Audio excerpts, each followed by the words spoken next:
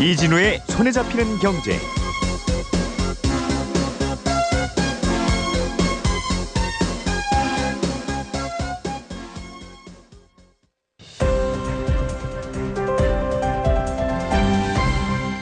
이진우의 손에 잡히는 경제.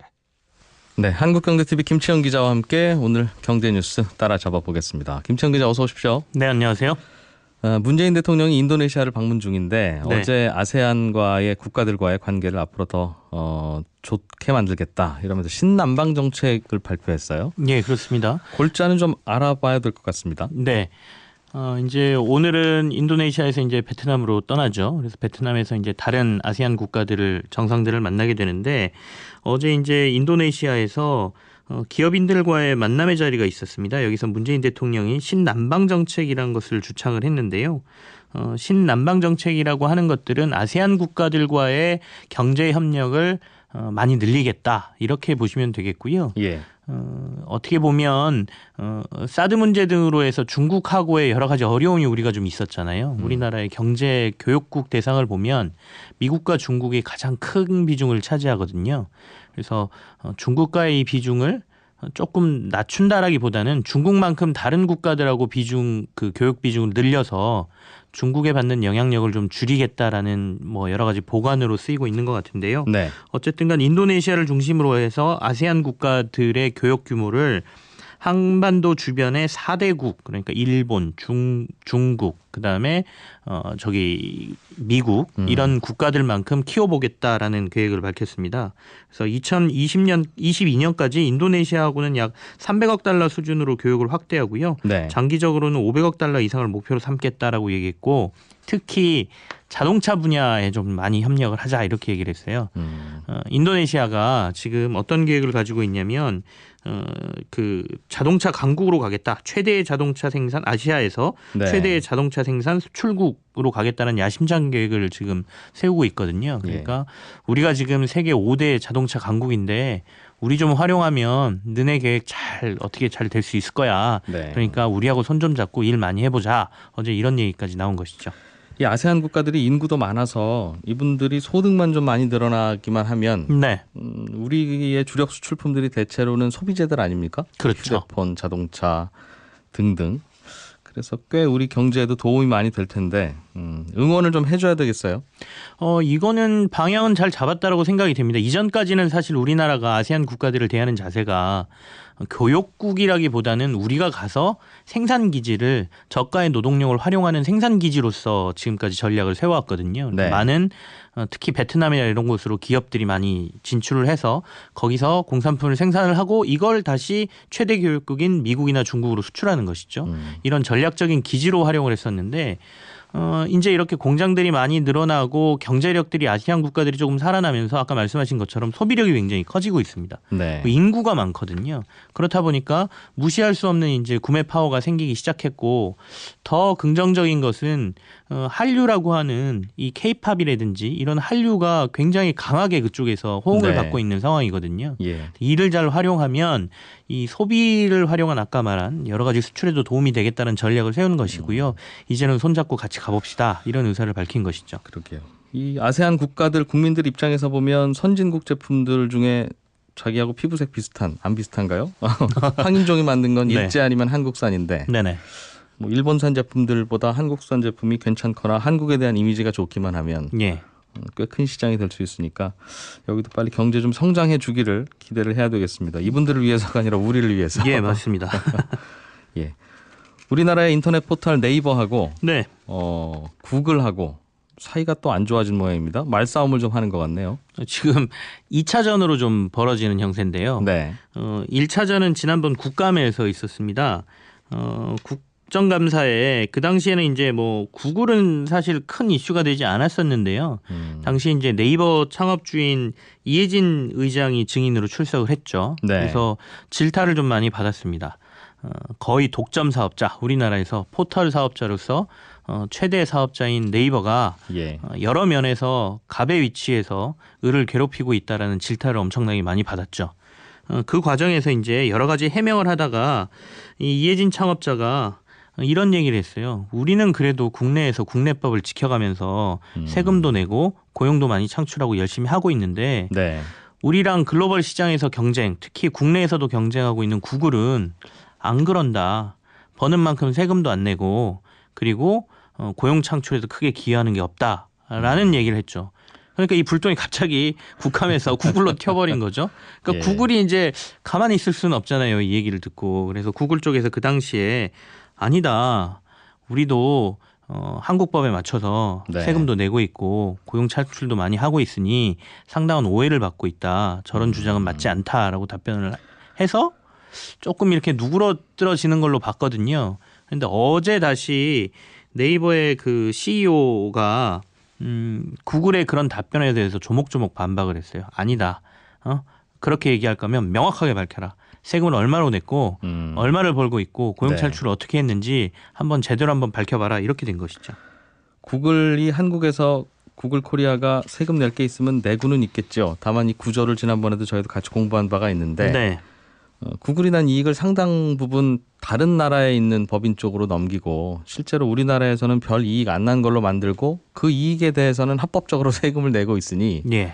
합법적으로 세금 내고 있다는 표현이 틀린 건 아닙니다만 우리 입장에서는 편법으로 보이겠죠. 그렇죠. 이걸 합법으로 볼 것이냐 편법으로 볼 것이냐 그리고 편법을 세금 탈루의 의도가 있었느냐 없었느냐 뭐 이런 걸 이제 들여다보겠다는 건데요. 네이버 입장에선 좀 억울할 수 있습니다.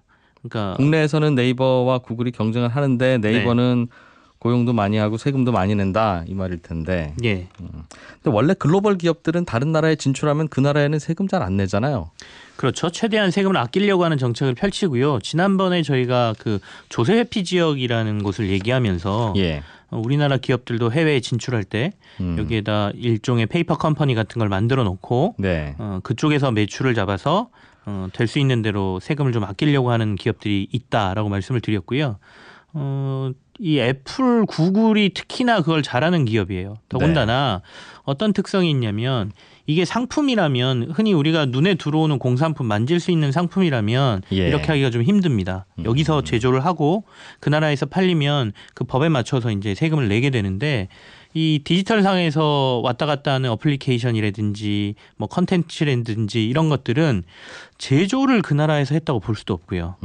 이게 구매를 우리나라에서 한 건지 해외에서 한 건지도 사실은 어떤 통신망을 이용했냐에 따라 좀 다르긴 하지만 사실은 서버가 영국에 있든 한국에 있든 예. 우리 소비자 입장에서는 똑같은 거니까. 예. 그래서 이게 어떻게 되는지도 모르고 그래서 아직 국제법상에서 이걸 어떻게 해야 된다라는 국제법에 딱 이렇게 틀이 갖춰진 게 없습니다. 그러다 예. 보니까 예전에 이제 대항해 시대라고 해서 막 국가 간의 교역이 일어나기 시작할 때도 관세라는 것들이 생기고 틀이 잡혀지기까지 엄청난 시간이 걸렸거든요. 지금 그 혼란의 시기에 있는 건데 그 틈을 타서 이 애플, 구글이라는 회사가 적극적으로 세금을 아끼고 있는 것이죠. 그렇죠. 구글이 우리나라에서 버는 만큼 우리나라에다 세금 안 내는 건 맞는 것 같고 네.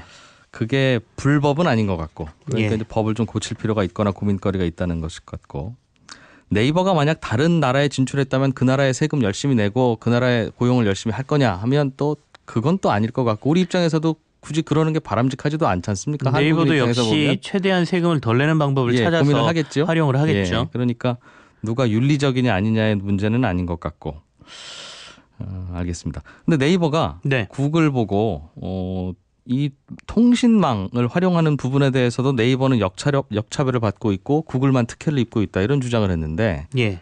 통신망은 둘의 무슨 차이가 있습니까? 이제 국내에서 서비스를 하려면 어차피 국내 인터넷망을 사용을 해야 됩니다. 예. 그렇게 되면 이 서비스를 사용할 때 통신 사업자에게 이 통신망을 임대하는 비용을 내는 걸 이제 보통 통신망 사용료라고 하는데요. 네이버는 이제 이 부분에 대해서 국내 이통사들하고 협의를 거쳐서 일정 비용을 지금 지불을 하고 있고 구글도 물론 지출을 하고 있는데 네. 굉장히 적게 냅니다. 구글이라 하면 유튜브라는 동영상 포털이 구글 거죠. 그렇죠. 그럼 그거에서 저 동영상 보려면 소비자들은 트래픽을 많이 써야 될 거고 네네. 그거에 대해서 실은 통신사들이 너희들 때문에 트래픽 많이 쓰니까 서비스업자인 너희들이 돈 좀 내 이제 예. 하는 걸 텐데 이게 사실은 시장 논리 때문에 이루어지는 건데요. 지난 9월에 동영상 점유율을 보면 구글의 네. 유튜브가 전체 점유율의 72.8%나 차지하고 있어요. 그리고 아. 네이버의 동영상은 한 2.7%밖에 안 되거든요. 그러다 보니 사용자들이 워낙 유튜브를 많이 찾으니까 네. 유튜브에 서비스가 없으면 통신 사업자들 같은 경우에도 메인 이벤트, 그러니까 어떻게 보면 컨텐츠가 사라지는 것이죠. 그러니까 구글을 잡을 수밖에 없는 상황, 유튜브를 잡을 수밖에 없는 상황이어서 유튜브 입장에서는 너희들이 그렇게 요금 많이 요구하면 우리 안 할래. 우리 연결시키지 마. 너희 사용자들은 그럼 유튜브 보게 하지 마. 예. 이제 그런다는 거죠. 네, 너희들이 근데 통신 아쉽지, 사업자들 우리가 같은 아쉽니. 경우에는 잡을 수밖에 없다 보니 요금을 적게 받는 것이죠. 근데 이걸 이제 공정이라는 잣대로 대보면 네. 네이버의 주장은 맞는데 통신 사업자들 입장에서는 또 시장 지위를 갖고 있는 그리고 킬러 컨텐츠를 갖고 있는 애들을 네. 없앨 수가 없으니 비용을 적게 받을 수밖에 없는 상황이 벌어지고 있어서 네이버 입장에서는 이 부분도 억울할 텐데 네. 또 네이버 이외의 다른 포털이나 서비스가 네이버를 보면 우리는 무슨 콘텐츠 하나 하려고 하면 콘텐츠 사용자 제공자들이 돈 내라고 하는데 예. 네이버에는 네이버에 올려주기만 해도 고맙습니다 하고 공짜로 주지 않냐. 네네. 그건 보면 또 네이버가 특혜받는 거다. 우리 시장에서 보면. 네이버도 어떻게 보면 그럴 수 다른 있겠어요. 소규모 사업자들한테 이런 행위를 하고 있는 것이고요. 그래서 음. 어떤 기준에서 보느냐에 따라서 좀 달라지긴 하는데 전 이번 이슈를 보면서 그래도 아까 말한 그 세금을 조금 더 우리가 거둘 수 있는 법의 체계를 조금 바꾼다든지 그러니까 예. 예를 들어서 지금 구글은 유한회사로 등록돼 있어서 얘네들의 매출이나 전체적인 세금 부분이나 이런 것들을 공개하지 않아도 되거든요. 네. 그러니까 이런 부분은 조금 고쳐서 얘네들이 얼마나 벌어들이는지 그래서 견제도 하고 계속해서 요구도 할 수 있는 틀을 마련하는 것도 좀 필요할 것 같고요.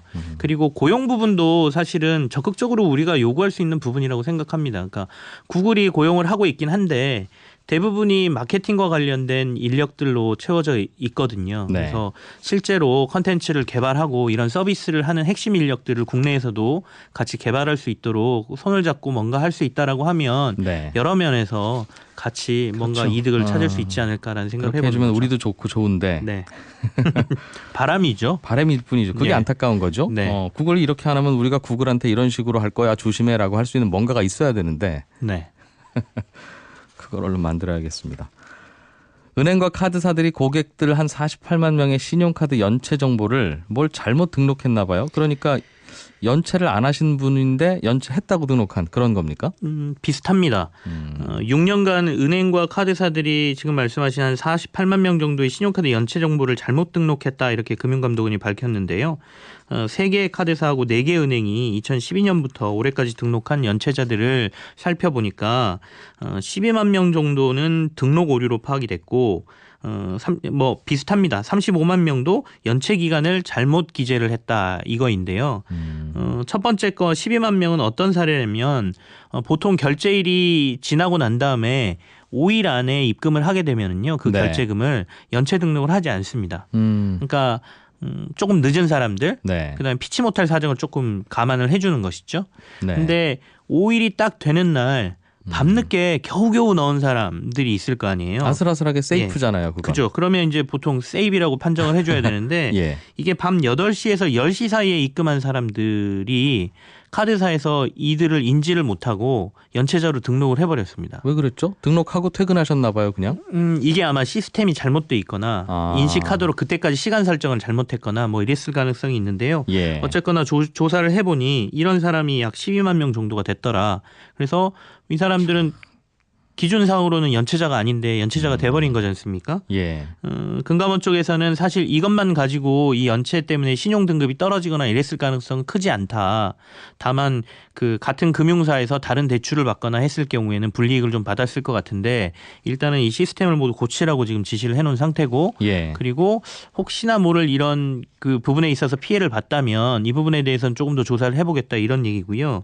나머지 아까 한 35만 명 정도는 제가 뭐 예를 들어 연체를 8일 정도를 했습니다. 네. 그랬는데 기록은 10일로 돼 있거나 그러니까 더 연체를 오래 한 걸로 돼 있거나 이런 예. 기록 오류가 있는 사람들이 또한 35만 명 정도 되더라.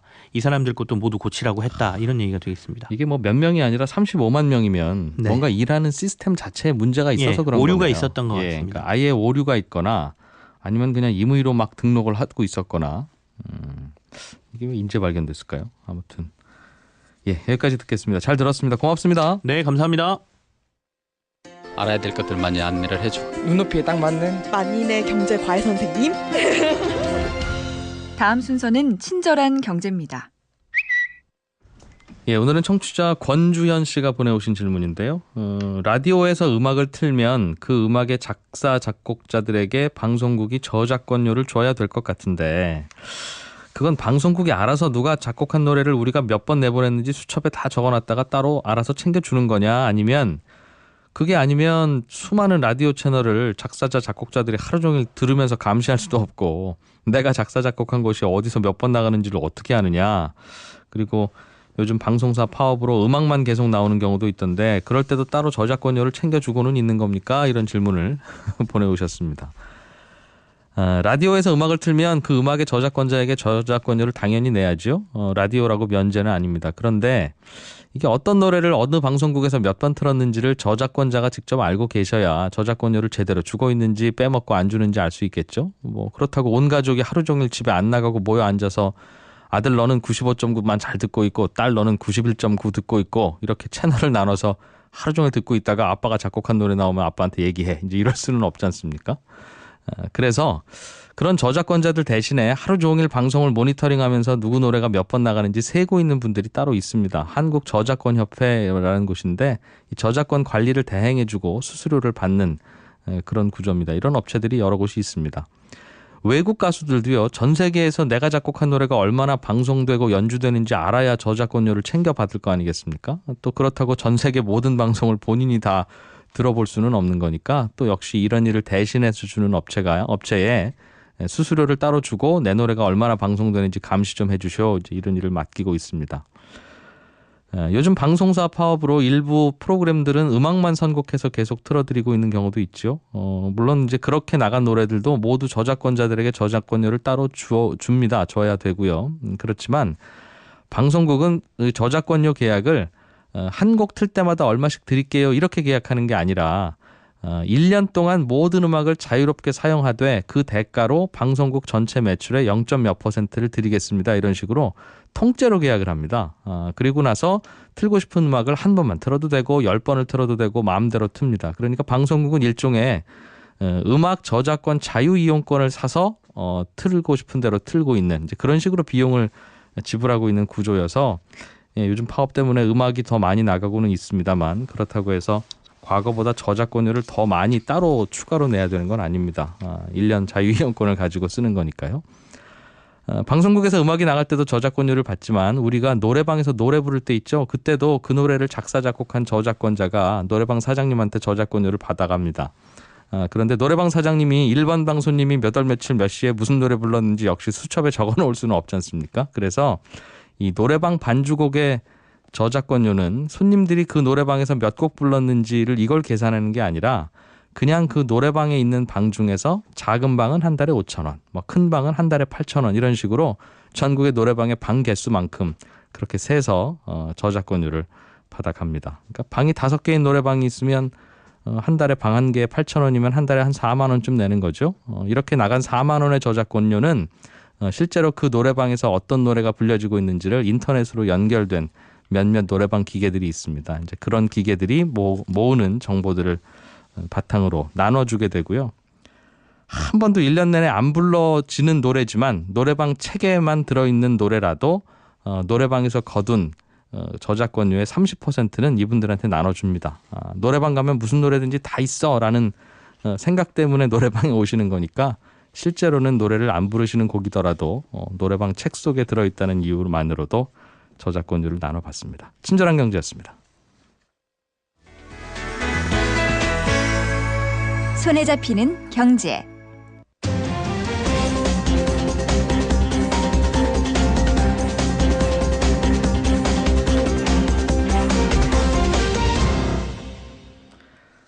예, 최저임금이 많이 오르면 근로자 누구나 더 많은 급여를 받아가는 거니까 좋은 일이긴 한데 또 월급을 주는 분들 입장에서는 갑자기 많이 오르면 이게 또 부담이 크지요. 예, 그래서 정부가 내년에 최저임금이 과거 상승폭보다 좀 컸기 때문에 갑자기 생기는 인건비 부담을 덜어주기 위해서 30인 미만인 회사에 다니는 근로자 한 명당 한 달에 13만 원의 정부 보조금을 주기로 했습니다.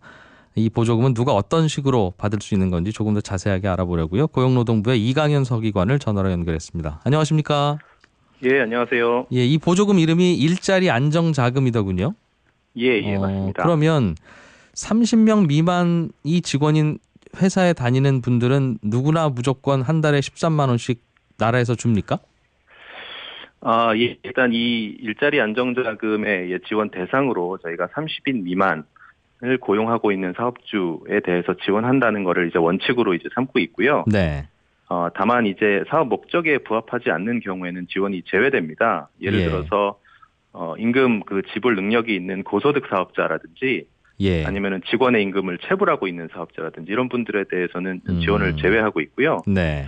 이외에도 요건들이 좀 몇 가지 더 있는데 구체적으로 보면 이제 사업주가 월 보수 총액이 190만 원 미만이 되는 노동자를 네. 1개월 이상 고용하고 있는 경우에 이제 지원이 되고요. 또 최저임금을 준수해야 하고 그리고 고용보험을 가입을 하셔야 됩니다. 네. 그리고 마지막으로 지원금을 받기 위해서 고의적으로 이 노동자들을 해고한다든지 아니면은 임금을 줄이면 저희 네. 지원 대상에서 제외를 이제 하고 있습니다. 일단 해고했다가 새로 뽑았다고 치고 뭐 이런 식으로 하면 과거의 이력을 예. 좀 보시겠다는 뜻인 것 같고. 예, 저희가 이력을 좀 확인을 하려고 합니다. 알겠어요. 말씀하신 대로 예. 그동안에 불법 탈법이 없었으면 대상이 된다는 뜻인데 네. 모두의 고소득 업체들은 빼겠다. 즉 돈 많이 버는 회사는 안 주겠다는 뜻인 것 같은데요. 예, 맞습니다. 어느 정도 벌면 돈 많이 버는 회사로 해서 대상에서 제외됩니까? 그 기준은 뭐예요? 저희가 일단 기준으로 삼고 있는 거는 그 법인이든 개인 사업자든 그 과세 소득이 5억 원 정도 되면 네. 그 임금불 능력이 있는 것으로 이제 간주를 해서 그런 분들은 이제 지원을 제외할 계획입니다. 알겠습니다. 업체 이익이 세무서에 신고되는 이익이 연간 5억 원이 넘으면 그분들은 예. 그냥 최저임금이 좀 올랐더라도 감내할 수 있을 것 같다는 판단이군요. 예, 그렇습니다. 알겠어요. 그러면 근로자가 30명 미만이니까 30명 넘는 업체들도 역시 대상은 아니겠군요.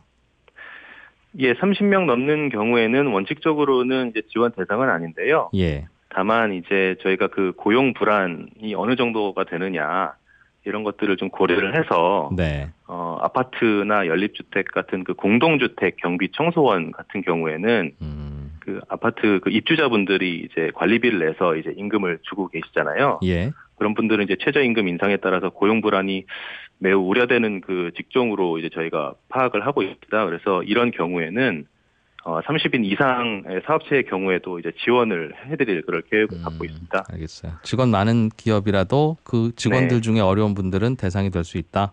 예, 맞습니다. 알겠습니다. 이 혜택을 받는 직원은 월급이 190만 원을 넘으면 안 된다는 규정도 있더군요. 예, 월 그 급여를 받는 급여 총액이 예. 월 190만 원 미만이면 지원 대상이 되고요. 세해 전이죠, 그러니까. 예, 세해 전입니다. 알겠습니다. 그러면 이건 주로 저소득 근로자들을 연봉으로 월급을 올려줬을 때 최저임금 상승에 맞춰서 그럴 때 네. 지원하겠다는 뜻이군요. 예, 그렇습니다. 알겠습니다. 가끔은 아르바이트생들이나 뭐 이런 직원들도 일주일 내내 일하지는 않고 네.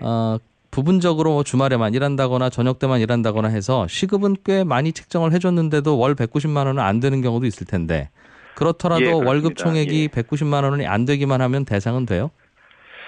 그 부분은 이제 일용직 근로자 분들을 말씀을 하시는 건데요. 네. 그 일용직 노동자분들은 이제 일반 노동자와는 다르게 이제 하루 단위로 일을 하고 계시지 않습니까? 네. 그래서 그 저희 지원 요건이 되는 근로 기간이라든지 임금에 대해서 저희가 좀 다른 기준을 좀 적용하려고 합니다. 네. 그래서 예를 들면 월 15일 이상 근무한 경우에 한해서 이제 1개월 고용한 것으로 이제 인정을 할 계획이고요. 네. 그리고 월 임금은 이제 월 190만 원 일반 노동자 같은 경우에는 월 190만 원 기준인데 네. 이 부분도 이 특수성을 좀 고려해서 그리고 이제 근로시간 같은 것도 같이 감안을 해서 일당 네. 받는 하루에 받는 그런 임금을 기준으로 저희가 구체적으로 그 기준을 좀 정하려고 합니다. 알겠습니다. 그러니까 식당에서 고용하고 있는 예를 들면 아르바이트생이면 그 예. 아르바이트생이 한 달에 15일 이상은 출근을 하는 아르바이트생이어야 그리고 네. 말씀하신 그 기준 안에 들어오는 저임금을 받는 물론 최저임금보다는 많아야겠습니다만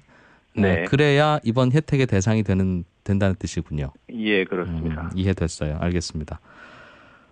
이런 식으로 미리 계산을 좀 해보셨을 텐데 보조금이 어느 예. 정도 몇 명치 보조금 정도가 나갈 걸로 보입니까? 저희가 그 정부가 편성을 해서 국회에 제출한 예산안을 기준으로 보면 한 이 제도, 이 지원금을 통해서 약 236만 명 네. 정도의 그 노동자들이 지원금을 받을 것으로 저희가 생각하고 있습니다. 아, 그렇군요. 이분들한테는 한 달에 13만 원을 어떤 식으로 주는 겁니까? 이분들을 고용한 고용주, 뭐 사장님이면 네. 사장님 아니면 회사에서 따로 우리 직원들 몇 명이니 얼마 주세요 청구해야 돼요? 예, 저희 그 신청 접수처가 이제 다양하게 있는데요. 예. 온라인도 가능하고 이제 오프라인도 이제 가능합니다. 이제 온라인 같은 경우에는 저희가 이제 조만간 그 일자리 안정자금 홈페이지를 개설을 할 계획인데요. 예. 그 홈페이지라든지 아니면은 그 사회보험에 그 담당하는 공단들이 있습니다. 근로복지공단이라든지 건강보험공단, 국민연금공단 홈페이지에서도 이제 신청이 가능하시고 저희 고용노동부 홈페이지를 통해서도 이제 온라인 접수가 가능합니다. 그리고 네. 온라인 외에 또 이제 방문하시거나 뭐 우편을 보내시든지 아니면 팩스 접수도 가능하거든요. 할 수 있겠죠. 그 부분은 이제 전국에 있는 아까 말씀드린 사회보험공단 지사를 비롯해서 네. 저희 고용노동부 고용센터라든지 그리고 이제 접근성을 좀 더 편의성을 좀 높여주기 위해서 자치단체의 주민센터들이 많이 있잖아요. 저희 네. 한 3,500여 개 정도 되는데 예. 예, 그 주민센터에서도 접수를 받을 계획입니다. 그렇군요. 그냥 동네 주민센터에 가면 되는군요. 그게 가장 접근성은 좋겠습니다. 예, 그렇습니다. 알겠습니다. 이걸 그럼 근로자 개인이 신청합니까? 아니면 고용주가 신청합니까? 요 지원금은 고용주, 사업주에게 지원이 되는 거라서 예. 사업주 분들이 신청을 하시면 됩니다. 아, 그럼 그 사업주가 그 돈 받아서 근로자한테 줄 일은 없는 것이고 근로자에게 최저임금을 이번에 정부가 많이 올리라고 해서 올려줬으니 그 부분에 대해서 사업주를 보상하기 위해서 주는 돈이군요. 예, 그렇습니다. 알겠습니다. 전체 예산은 그럼 1년에 얼마 정도 들어갈까요? 이걸 주려고 하면? 예산 아까 그 저희가 편성해서 국회에 제출한 기준으로 약 3조 원 정도 저희가 편성을 해서 네. 국회에 제출한 상황입니다. 아, 내년 예산에 반영을 했다. 예, 이것도 그렇습니다. 국회 논의 과정에서 깎이거나 하면 또 변수가 좀 있습니까? 어쨌든 그 정부가 편성을 하고 예산안이라는 거는 정부가 편성을 하고 국회에서 이제 심의 확정을 하는 거기 때문에 예. 국회 논의 상황에 따라서 조금 변동이 될 수는 있을 것 같은데 네. 저희 입장에서는 이 부분이 최대한 좀 반영해서 그 노동자들한테 좀 도움이 될 수 있도록 그렇게 좀 노력을 할 계획입니다. 알겠습니다. 이게 앞으로는 매년 주는 거예요? 아니면 또 매년 예산에 반영해야 되니까 그때 고민은 좀 하겠군요. 내년에도 계속 줄지 안 줄지, 후년에도 줄지 안 줄지는. 예, 그렇습니다. 일단 요 최저임금 인상에 따라서 주는 이 안정자금 지원은 이제 좀 한시적으로 어쨌든 수행을 할 계획인데 네. 향후에 좀 최저임금 인상에 따른 영향이라든지 이런 저희 안정자금 지원의 효과라든지 뭐 추후 이제 최저임금 인상 폭 이런 것들을 좀 종합적으로 고려를 해서 네. 결정을 할 계획입니다. 알고 있습니다. 알겠습니다. 직원들 뭐 많지 않은 작은 업체나 뭐 자영업 하시는 예. 분이나 다 대상이네요. 듣고 나니까. 예, 그렇습니다. 예, 그렇습니다. 기본적으로. 알겠습니다. 뭐 대상은 자세하게 좀 더 알아보면 될 텐데 문제는 과거에도 직원들에게 최저임금 이상은 꼬박꼬박 잘 줬고 4대 보험도 다 가입시켰고 네. 현재도 앞으로도 꼬박꼬박 잘 주고 있다는 거가 입증이 돼야 이 혜택을 준다는 건데요. 물론 그거야 뭐 법 지켜는 국민에게만 주겠다는 거니까 이해는 되는데 예, 그렇습니다. 그걸 어떻게 확인할 수 있습니까? 고용주가 예. 직원들에게 최저임금을 잘 챙겨주는지 안 챙겨주는지를 고용주가 네네. 와서 신청을 하면 난 잘 챙겨주고 있다고 당연히 주장할 텐데 네네. 그것만 믿고 준다면 세상에 최저임금 안 주는 업체가 어디 있겠습니까? 근데 실제로 단속 나가보면 많이 안 준다면서요. 예. 그걸 어떻게 그런 믿고 주지요? 우려들이 조금 있을 수 있는데 일단은 우선 이제 신청서에 네. 급여액과 이제 근로 시간을 적도록 해서 1차적으로 좀 위반 여부를 좀 확인을 할 계획이고요. 예. 이를 통해서 이제 시간급으로 환산된 그 최저임금이 기준에 미달될 경우에는 당연히 이제 지원이 되지 않고요. 그리고 예. 2차적으로는 저희가 이제 그 고용보험 데이터베이스라든지 아니면은 관계부처 뭐 국세청이라든지 복지부의 건강보험이라든지 그런 데이터베이스를 다 활용을 할 계획입니다. 그래서 그런 데이터베이스를 통해서 이제 한번 더 걸러낼 거고요. 그리고 이제 지원받는 이제 사업체에 대해서는 뭐 지원을 받고 있는 중이나 아니면 네. 지원 후에도 그 최저임금 준수 여부를 지도하고 또 점검하는 등의 그런 계획을 가지고 있습니다. 알겠습니다. 그 말씀은 이 아르바이트생한테 혹은 이 직원한테 한 달에 저희가 네. 170만 원 드리고 있습니다. 그리고 네. 근무 시간은 이만큼입니다 하면 170만 원에 대한 계산된 건강보험료나 국민연금을 내고 있을 테니 그거랑 네네. 맞는지 보겠다 이 말씀입니까? 예, 그런 것도 저희가 체크를 할 계획입니다. 그렇군요. 되게 그러면 근로시간이 적다고 속이겠네요. 속이려고 하면 예를 들면 실제로는 12시간 일해서 시간당 한 8,000원밖에 안 주는데 네. 내지는 시간당 한 6,000원밖에 안 주는데 최저임금을 더 미만으로 주는데 예. 실제로는 이분은 한 8시간 일하면서 시간당 10,000원 받아가시는 거예요 라고 하면 그거는 크로스 네. 체크가 안 되겠네요. 그 부분 저희가 이제 최대한 아까 말씀드린 그런 관련된 여러 그 자료들하고 연계를 해서 이제 확인을 할 계획이고요. 알겠습니다. 또 뭐 지도 점검도 이제 지속적으로 좀 나갈 계획입니다. 그러게요. 이 부분은 뭐 일일이 단속하시기가 쉽지 않을 것 같아서 적발됐을 경우에 처벌 규정을 좀 높이자는 여론이 그동안 계속 있었던 것 같습니다. 이석월 예. 기자님께서도 더 많이 잘 들으셨겠으니까 잘 좀 네. 챙겨주십시오. 고맙습니다. 예, 잘 정책 챙기겠습니다. 만드시느라고 감사합니다. 고생하셨습니다. 예, 고용노동부의 감사합니다. 이강현 서기관이었습니다.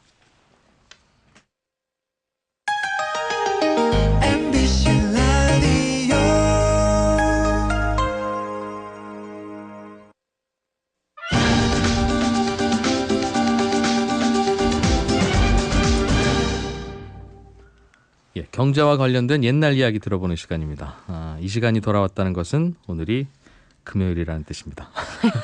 박연미 경제 칼럼니스트 나오셨어요. 어서 오십시오. 안녕하세요. 오늘은 어떤 얘기 갖고 오셨습니까? 네, 부쩍 추워졌어요. 오늘은 겨울철 난방의 역사를 통해서 난방.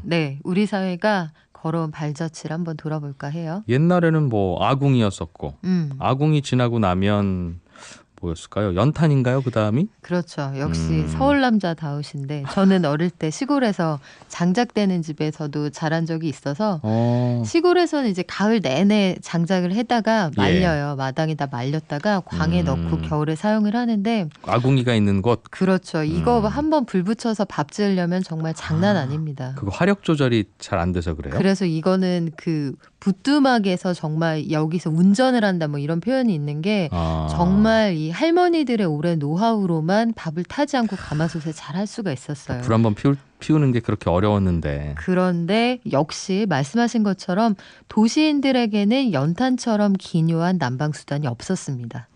도시에서는 부뚜막도 만들기 어렵고. 그렇죠. 뭐 장작을 어디서 해올 나무 수도 해오기도 없고요. 쉽지 않고. 모여 사니까 연기 그렇게 많이 나면 이웃집에 민폐고. 그렇죠. 우리나라에서 연탄이 보급된 게 언제쯤입니까 그럼? 연탄 보급률은 그 급속한 도시화하고 밀접하게 관련이 돼 있어요.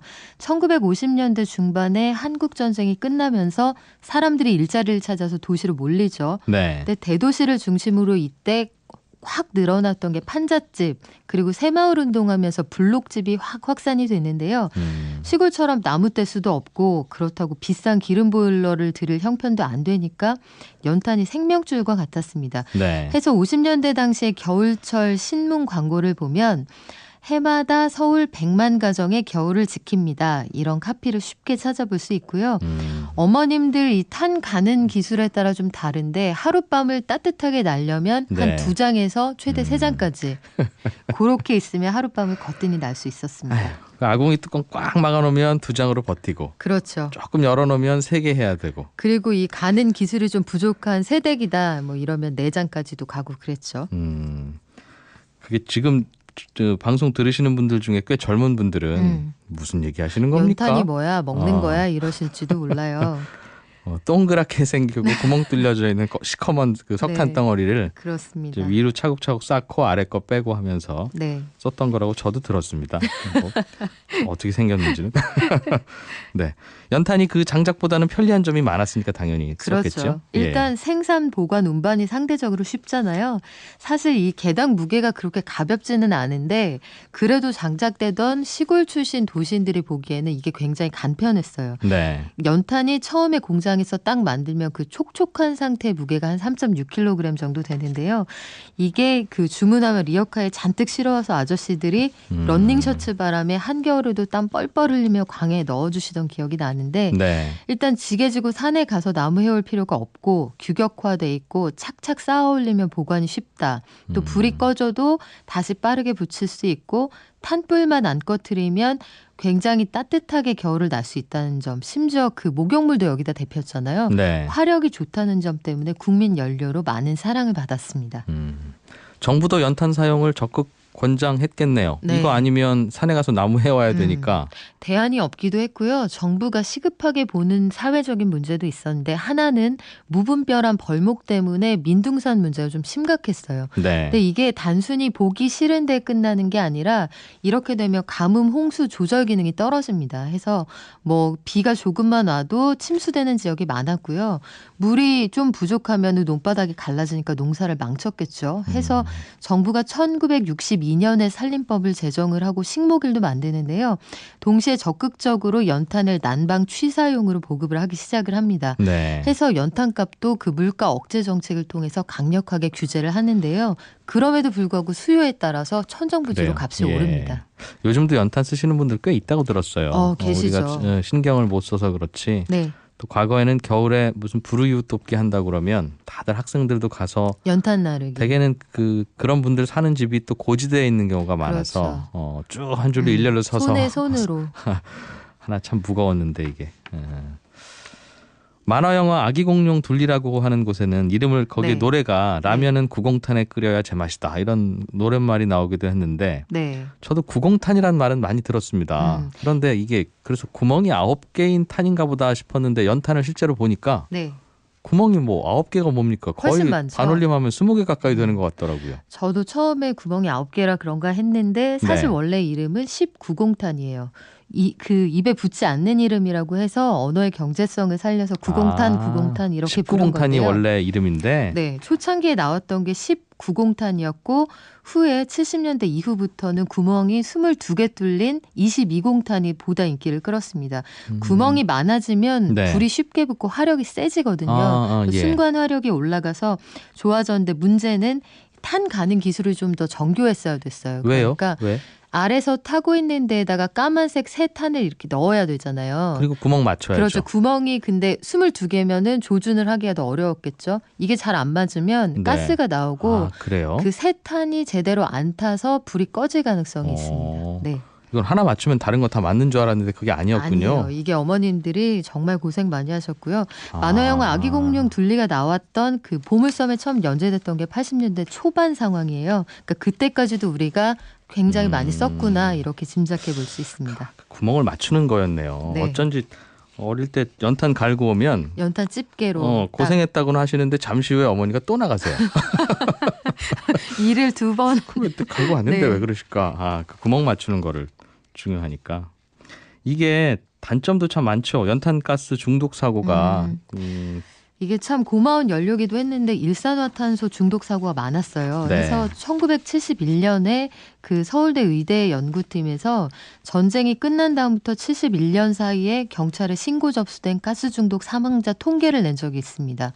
당시에 나온 통계가 무려 12,653명. 그런데 10년 후에 다시 한번 통계를 내요. 81년에 전후 한 30년 동안 연탄가스 중독 사망자가 얼마냐 봤더니 6만 명 정도 되거든요. 그러면 단순히 산술적으로 따져도 매년 2,000명 정도가 이렇게 사망했다는 얘기인데 통계가 정확하지 않던 시절이었으니까 실제 그렇겠어요. 빈도가 맞아요. 컸을 겁니다. 자, 이제 마무리를 좀 해보죠. 네, 어느 틈이 있고 사는데 사실 서울 한복판 강남에서 조금만 더 지나가도 아직도 비닐하우스에서 연탄으로 겨울 나는 이웃들이 많이 계세요. 네. 그래서 안도현님 시가 떠오르더라고요. 너에게 묻는다에서 그랬죠. 연탄재 네. 함부로 발로 차지 마라. 네, 너는 누구에게 한 번이라도 뜨거운 사람이었느냐. 네, 힘든 이웃 돌아보는 겨울 됐으면 저 자신부터 한번 노력해 보겠습니다. 박연미 경제 칼럼니스트였습니다. 고맙습니다. 고맙습니다. 예, 손에 잡히는 경제는 여기까지입니다. 지금까지 저는 이진우였고요. 월요일 오전 11시 10분에 다시 찾아오겠습니다. 들어주신 여러분 고맙습니다.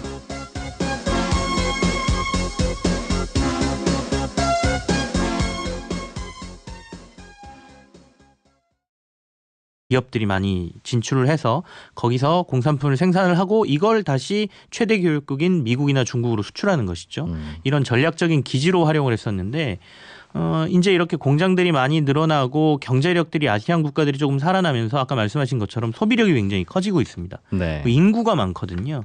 그렇다 보니까 무시할 수 없는 이제 구매 파워가 생기기 시작했고 더 긍정적인 것은 한류라고 하는 이 K-팝이라든지 이런 한류가 굉장히 강하게 그쪽에서 호응을 네. 받고 있는 상황이거든요. 예. 이를 잘 활용하면 이 소비를 활용한 아까 말한 여러 가지 수출에도 도움이 되겠다는 전략을 세우는 것이고요. 이제는 손잡고 같이 가봅시다. 이런 의사를 밝힌 것이죠. 그러게요. 이 아세안 국가들 국민들 입장에서 보면 선진국 제품들 중에 자기하고 피부색 비슷한 안 비슷한가요? 황인종이 만든 건 네. 일제 아니면 한국산인데 네네. 뭐 일본산 제품들보다 한국산 제품이 괜찮거나 한국에 대한 이미지가 좋기만 하면 예. 꽤 큰 시장이 될 수 있으니까 여기도 빨리 경제 좀 성장해 주기를 기대를 해야 되겠습니다. 이분들을 위해서가 아니라 우리를 위해서. 예, 맞습니다. 예. 우리나라의 인터넷 포털 네이버하고 네. 구글하고 사이가 또 안 좋아진 모양입니다. 말싸움을 좀 하는 것 같네요. 지금 2차전으로 좀 벌어지는 형세인데요. 네. 1차전은 지난번 국감에서 있었습니다. 국정감사에 그 당시에는 이제 뭐 구글은 사실 큰 이슈가 되지 않았었는데요. 당시 이제 네이버 창업주인 이해진 의장이 증인으로 출석을 했죠. 네. 그래서 질타를 좀 많이 받았습니다. 거의 독점 사업자, 우리나라에서 포털 사업자로서 최대 사업자인 네이버가 예. 여러 면에서 갑의 위치에서 을을 괴롭히고 있다라는 질타를 엄청나게 많이 받았죠. 그 과정에서 이제 여러 가지 해명을 하다가 이 이해진 창업자가 이런 얘기를 했어요. 우리는 그래도 국내에서 국내법을 지켜가면서 세금도 내고 고용도 많이 창출하고 열심히 하고 있는데 네. 우리랑 글로벌 시장에서 경쟁, 특히 국내에서도 경쟁하고 있는 구글은 안 그런다. 버는 만큼 세금도 안 내고 그리고 고용 창출에도 크게 기여하는 게 없다라는 얘기를 했죠. 그러니까 이 불똥이 갑자기 국감에서 구글로 튀어버린 거죠. 그러니까 예. 구글이 이제 가만히 있을 수는 없잖아요. 이 얘기를 듣고. 그래서 구글 쪽에서 그 당시에 아니다. 우리도 한국법에 맞춰서 네. 세금도 내고 있고 고용 창출도 많이 하고 있으니 상당한 오해를 받고 있다. 저런 주장은 맞지 않다라고 답변을 해서 조금 이렇게 누그러뜨러지는 걸로 봤거든요. 그런데 어제 다시 네이버의 그 CEO가 구글의 그런 답변에 대해서 조목조목 반박을 했어요. 아니다. 그렇게 얘기할 거면 명확하게 밝혀라. 세금을 얼마로 냈고 얼마를 벌고 있고 고용 네. 창출을 어떻게 했는지 제대로 한번 밝혀봐라. 이렇게 된 것이죠. 구글이 한국에서 구글 코리아가 세금 낼 게 있으면 내고는 있겠죠. 다만 이 구조를 지난번에도 저희도 같이 공부한 바가 있는데 네. 구글이 난 이익을 상당 부분 다른 나라에 있는 법인 쪽으로 넘기고 실제로 우리나라에서는 별 물론 지출을 하고 있는데 네. 굉장히 적게 냅니다. 구글이라 하면 유튜브라는 동영상 포털이 구글 거죠. 그렇죠. 그럼 그거에서 저 동영상 보려면 소비자들은 트래픽을 많이 써야 될 거고 네네. 그거에 대해서 실은 통신사들이 너희들 때문에 트래픽 많이 쓰니까 서비스 업자인 너희들이 돈 좀 내 이제 네. 하는 걸 텐데 이게 사실은 시장 논리 때문에 이루어지는 건데요. 지난 9월에 동영상 점유율을 보면 구글의 네. 유튜브가 전체 점유율의 72.8%나 차지하고 있어요.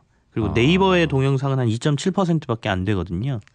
그러다 보니 사용자들이 워낙 유튜브를 많이 찾으니까 네. 유튜브에 서비스가 없으면 통신사업자들 같은 경우에도 메인 이벤트 그러니까 어떻게 보면 컨텐츠가 사라지는 것이죠. 그러니까 구글을 잡을 수밖에 없는 상황, 유튜브를 잡을 수밖에 없는 상황이어서 유튜브 입장에서는 너희들이 그렇게 요금 많이 요구하면 우리 안 할래. 우리 연결시키지 마. 너희 사용자들은 그럼 유튜브 보게 하지 마. 예. 이제 그런다는 거죠. 네, 너희들이 근데 아쉽지, 통신사업자들 우리가 같은 아쉽니. 경우에는 잡을 수밖에 없다 보니 요금을 적게 받는 것이죠.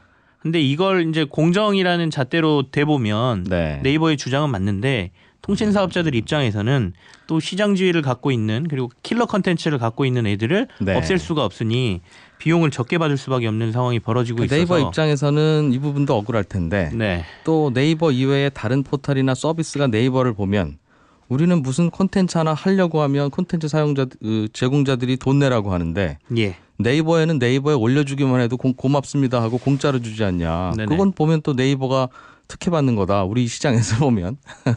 네이버도 어떻게 또 보면 그럴 수 다른 있겠어요. 소규모 사업자들한테 이런 행위를 하고 있는 것이고요. 그래서 어떤 기준에서 보느냐에 따라서 좀 달라지긴 하는데 전 이번 이슈를 보면서 그래도 아까 말한 그 세금을 조금 더 우리가 거둘 수 있는 법의 체계를 조금 바꾼다든지 그러니까 예를 들어서 지금 구글은 유한회사로 등록돼 있어서 얘네들의 매출이나 전체적인 세금 부분이나 이런 것들을 공개하지 않아도 되거든요. 네. 그러니까 이런 부분은 조금 고쳐서 얘네들이 얼마나 벌어들이는지 그래서 견제도 하고 계속해서 요구도 할 수 있는 틀을 마련하는 것도 좀 필요할 것 같고요. 그리고 고용 부분도 사실은 적극적으로 우리가 요구할 수 있는 부분이라고 생각합니다. 그러니까 구글이 고용을 하고 있긴 한데 대부분이 마케팅과 관련된 인력들로 채워져 있거든요. 네. 그래서 실제로 컨텐츠를 개발하고 이런 서비스를 하는 핵심 인력들을 국내에서도 같이 개발할 수 있도록 손을 잡고 뭔가 할 수 있다라고 하면 네. 여러 면에서 같이 뭔가 그렇죠. 이득을 찾을 수 있지 않을까라는 생각을 그렇게 해보는 해주면 거죠. 우리도 좋고 좋은데 네. 바람이죠. 바람일 뿐이죠. 그게 예. 안타까운 거죠. 네. 구글이 이렇게 안 하면 우리가 구글한테 이런 식으로 할 거야 조심해라고 할 수 있는 뭔가가 있어야 되는데 네. 그걸 얼른 만들어야겠습니다. 은행과 카드사들이 고객들 한 48만 명의 신용카드 연체 정보를 뭘 잘못 등록했나 봐요. 그러니까 연체를 안 하신 분인데 연체했다고 등록한 그런 겁니까? 비슷합니다. 6년간 은행과 카드사들이 지금 말씀하신 한 48만 명 정도의 신용카드 이익 안 난 걸로 만들고 그 이익에 대해서는 합법적으로 세금을 내고 있으니 예. 합법적으로 세금 내고 있다는 표현이 틀린 건 아닙니다만 우리 입장에서는 편법으로 보이겠죠. 그렇죠. 이걸 합법으로 볼 것이냐 편법으로 볼 것이냐 그리고 편법을 세금 탈루의 의도가 있었느냐 없었느냐 뭐 이런 걸 이제 들여다보겠다는 건데요. 네이버 입장에선 좀 억울할 수 있습니다. 그러니까 국내에서는 네이버와 구글이 경쟁을 하는데 네이버는 고용도 많이 하고 세금도 많이 낸다 이 말일 텐데. 예. 근데 원래 글로벌 기업들은 다른 나라에 진출하면 그 나라에는 세금 잘 안 내잖아요. 그렇죠. 최대한 세금을 아끼려고 하는 정책을 펼치고요. 지난번에 저희가 그 조세 회피 지역이라는 곳을 얘기하면서 예. 우리나라 기업들도 해외에 진출할 때 여기에다 일종의 페이퍼 컴퍼니 같은 걸 만들어 놓고 네. 그쪽에서 매출을 잡아서 될 수 있는 대로 세금을 좀 아끼려고 하는 기업들이 있다라고 말씀을 드렸고요. 이 애플, 구글이 특히나 그걸 잘하는 기업이에요. 더군다나 어떤 특성이 있냐면 이게 상품이라면 흔히 우리가 눈에 들어오는 공산품 만질 수 있는 상품이라면 예. 이렇게 하기가 좀 힘듭니다. 여기서 제조를 하고 그 나라에서 팔리면 그 법에 맞춰서 이제 세금을 내게 되는데 이 디지털 상에서 왔다 갔다 하는 어플리케이션이라든지 뭐 컨텐츠라든지 이런 것들은 제조를 그 나라에서 했다고 볼 수도 없고요. 이게 구매를 우리나라에서 한 건지 해외에서 한 건지도 사실은 어떤 통신망을 이용했냐에 따라 좀 다르긴 하지만 사실은 서버가 영국에 있든 한국에 있든 예. 우리 소비자 입장에서는 똑같은 거니까. 예. 그래서 이게 어떻게 되는지도 모르고 그래서 아직 국제법상에서 이걸 어떻게 해야 된다라는 국제법에 딱 이렇게 틀이 갖춰진 게 없습니다. 그러다 예. 보니까 예전에 이제 대항해 시대라고 해서 막 국가 간의 교역이 일어나기 시작할 때도 관세라는 것들이 생기고 틀이 잡혀지기까지 엄청난 시간이 걸렸거든요.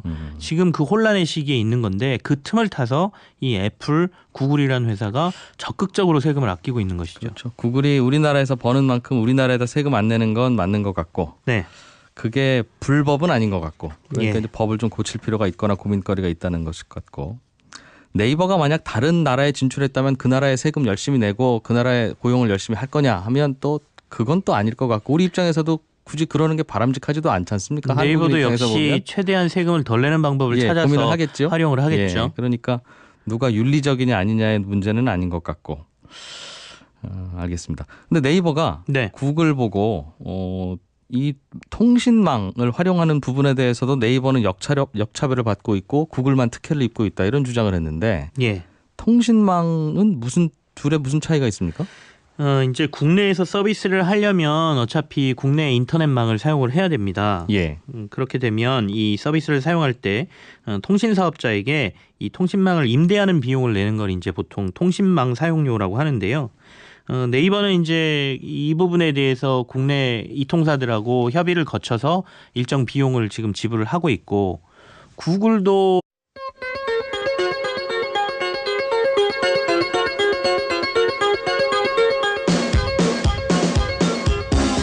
이진우의 손에 잡히는 경제.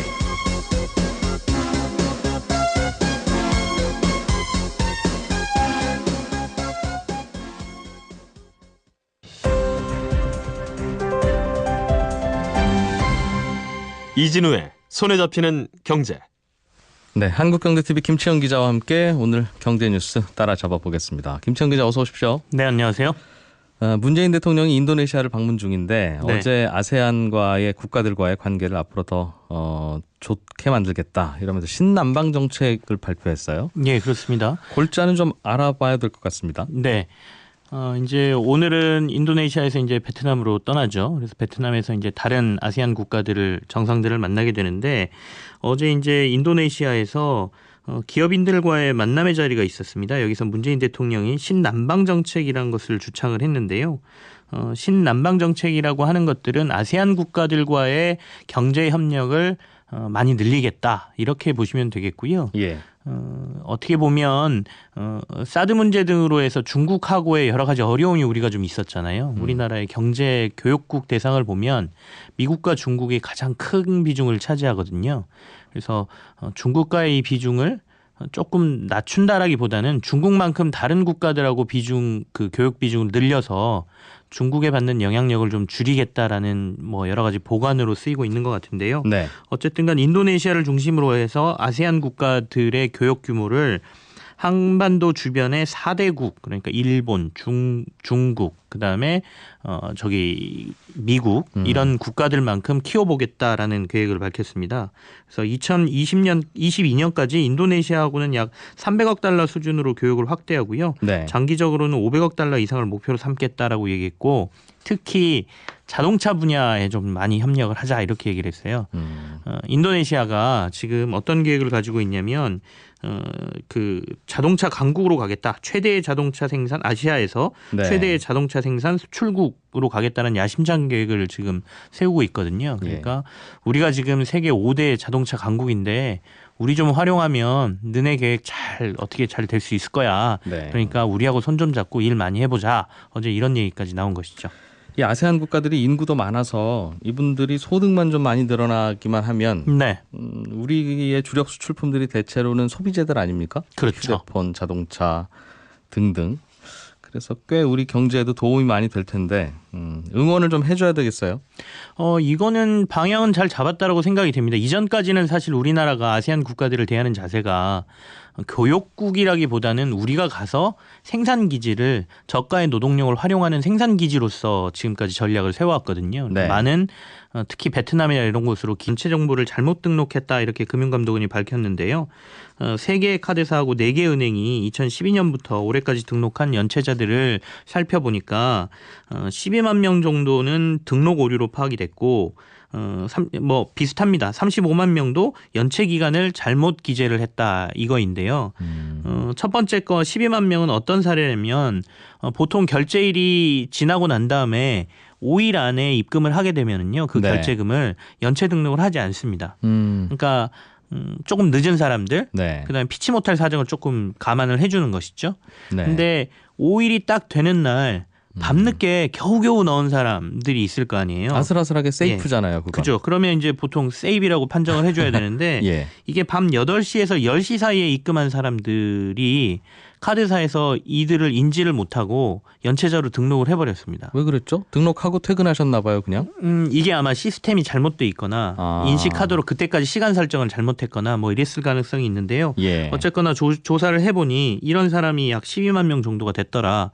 그래서 이 사람들은 기준상으로는 연체자가 아닌데 연체자가 돼버린 거지 않습니까? 예. 금감원 쪽에서는 사실 이것만 가지고 이 연체 때문에 신용 등급이 떨어지거나 이랬을 가능성은 크지 않다. 다만 그 같은 금융사에서 다른 대출을 받거나 했을 경우에는 불이익을 좀 받았을 것 같은데 일단은 이 시스템을 모두 고치라고 지금 지시를 해놓은 상태고 예. 그리고 혹시나 모를 이런 그 부분에 있어서 피해를 봤다면 이 부분에 대해서는 조금 더 조사를 해보겠다 이런 얘기고요. 나머지 아까 한 35만 명 정도는 제가 뭐 예를 들어 연체를 8일 정도를 했습니다. 네. 그랬는데 기록은 10일로 돼 있거나 그러니까 더 연체를 오래 한 걸로 돼 있거나 이런 예. 기록 오류가 있는 사람들이 또한 35만 명 정도 되더라.